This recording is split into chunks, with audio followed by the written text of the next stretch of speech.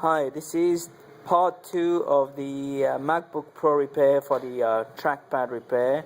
As I mentioned earlier in the video, we removed the trackpad and we basically stripped it and cleaned it.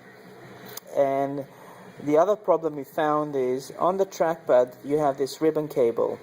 So we had to replace the old one, which is the one that's by itself here. And as you can see, there is residue around the ribbon cable, and what's happened, the liquid has gone into the electronic components on there. So we had another spare connector that we are now replacing, and we're gonna take this and trackpad now and fit it back to the unit itself.